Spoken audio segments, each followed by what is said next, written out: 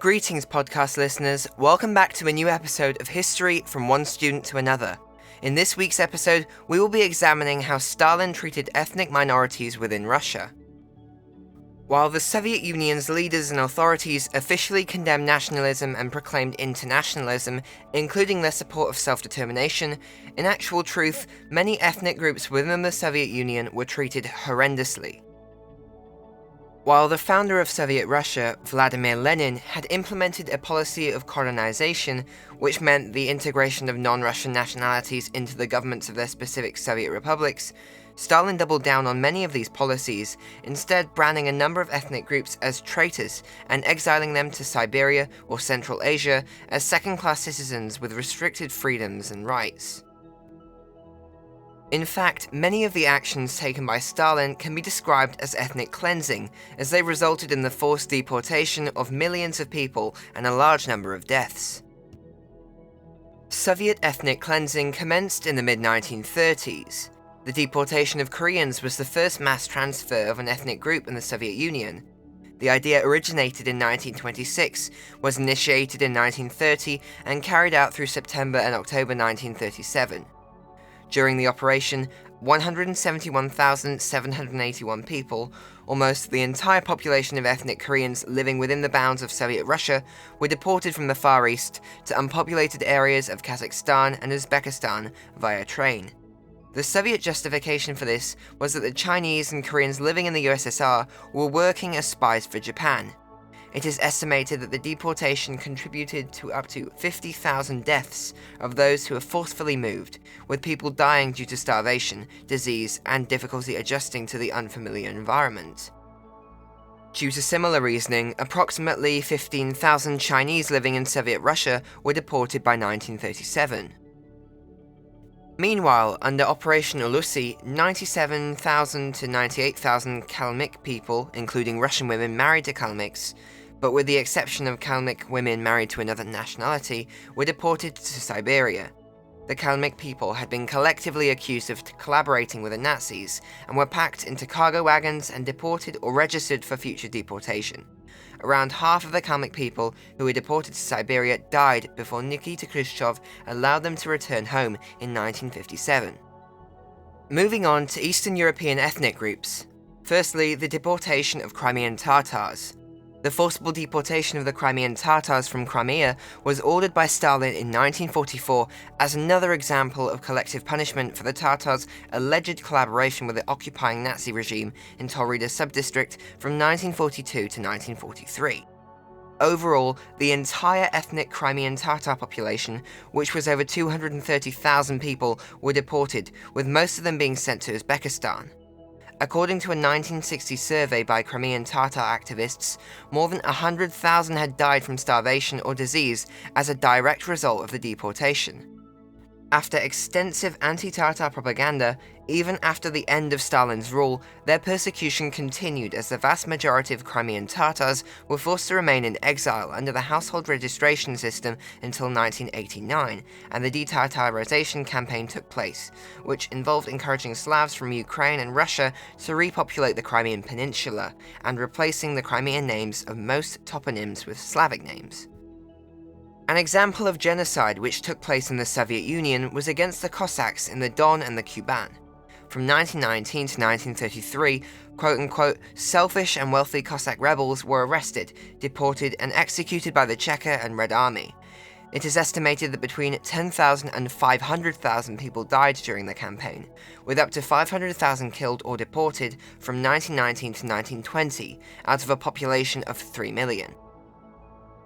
Further west in Europe, between 1937 and 1938, 56,787 ethnic Germans were arrested, of whom 41,898 were executed, as Stalin declared that all Germans working in our military and chemical factories, electrical stations, and at construction sites in all regions must be arrested. Of them, just 820 were citizens of the German Reich, so referring to them as spies was a largely false claim. Later, within months of the Nazi invasion of Russia, more than 400,000 German descendants who were living along the Volga were transported east to Central Asia and Siberia. Meanwhile, around 140,000 Soviet Poles were arrested, and 111,000 were executed. During the Latvian operation in December 1937, 17,851 Soviet citizens, most of whom were Latvian, were arrested and 13,444 executed. Overall, between August 1937 and October 1938, over 335,000 people were arrested and 247,000 of them were shot by the NKVD. Although it is outside the scope of the study for Cambridge A-level history, it is important knowledge that approximately 1 million people were removed by the NKVD from their homelands in the North Caucasus and Crimea for resettlement in Kazakhstan and Central Asia between 1943 and 1944. The efficiency of these deportation operations was clearly demonstrated one night in February 1944, when tens of thousands of NKVD troops were assembled within an hour's notice and deported the vast majority of the Chechen and English populations. Those who were uncooperative or too ill to be moved were killed, whilst those who remained were transported by cattle cars and trucks, with many dying en route to Kazakhstan. Also in the mid-late 1940s, Stalin deported between 150,000 and 200,000, mostly Armenians and Azerbaijanis, from the South Caucasus, and approximately 150,000 Turks, Kurds, and Hemshils. In fact, many ethnicities underwent the same sort of ethnic cleansing, being relocated to Kazakhstan and Siberia. They also encouraged Russian migration to these areas to tilt the population balance and discouraged the use of indigenous language, tried to suppress culture, and eliminated minorities. The Soviets actively removed the threat of potential future ethnic leaders in opposition. As a part of the Polish operation, they shot 14,000 Polish officers. National consciousness among the ethnic groups of the Northern Caucasus and the indigenous people of Siberia did not exist prior to the Soviet regime. Specifically, regarding the ethnic groups of North Caucasus, they themselves saw themselves as members of clans, and then as members of a huge ethnic society of North Caucasian people. Two policies enacted by the Bolsheviks were critical to the development of a national consciousness in the region: the 1921-1922 creation of ethnically defined republics, and Stalin's 1944 deportation of the entire populations of the Karachay, Ingush, Balkar, and Chechen groups. For just a short break from the podcast, I would like to say thank you for your continued support and listening to this podcast. I would be extremely grateful if you could further support my podcast by buying me a coffee via the link in the description.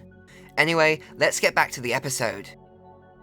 Moving on from all these cases of ethnic cleansing and deportation, what are some of the other policies and actions that Stalin took towards ethnic minorities? Stalin pursued a policy of Russianization in what was known as zbližení.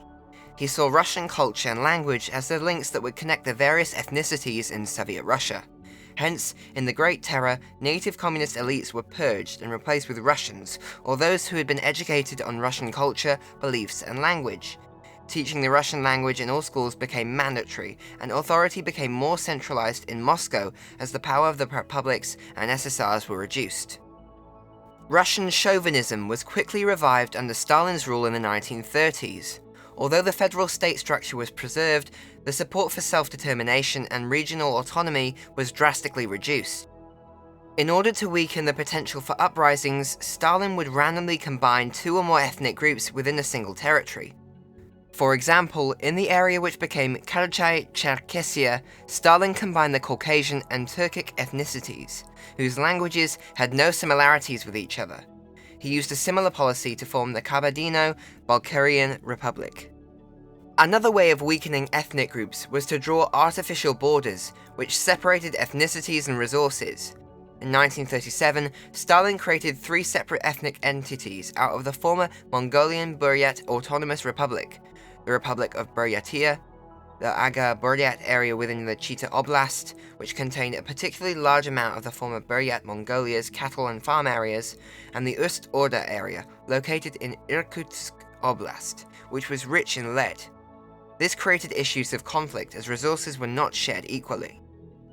Non-Russians in the USSR underwent harsh treatment and suppression.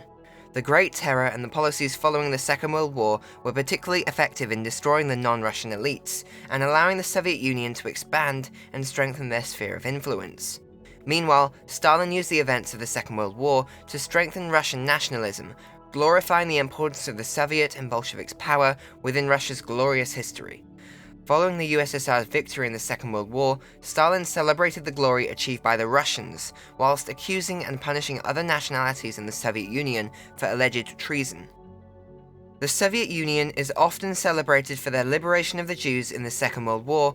However, under Stalin, Soviet Russia denied that the Holocaust ever existed, removed Jewish scholars from the sciences, censored literature which mentioned the genocide of the Jews, and denied emigration rights to the Jews. On the 12th of August 1952, Stalin's anti-Semitism became even more visible. In the Night of the Murdered Poets, he called for the execution of the most prominent Yiddish authors in the Soviet Union, and in 1953 began an anti-Semitic campaign known as the Doctors' Plot, accusing Jewish doctors of plotting against the state. He died before the latter took place. Stalin's beliefs became more anti-Semitic prior to his death, and his beliefs shared clear similarity with the Nazis' beliefs of a Jewish world conspiracy. In summary, Stalin was implicated in the persecution, ethnic cleansing, and deportation of Koreans, Chinese, and Kalmyk people from Asia, and Crimean Tatars, Cossacks, Poles, Germans, Armenians, Azerbaijanis, Turks, and many other minorities from Eastern and Central Europe. On top of that, he also organised anti-Semitic campaigns until his death on the 5th of March 1953. Thank you for listening to this week's episode of my podcast. Please click follow or subscribe to be notified when the next episode of History from one student to another is released. There are links in the description for you to access additional revision material on my website, provide me with feedback, suggestions and questions, and links to my social media and methods of contacting me. Again, I would be very grateful if you would be so kind as to buy me a coffee via the link in the description. This is the end of the episode.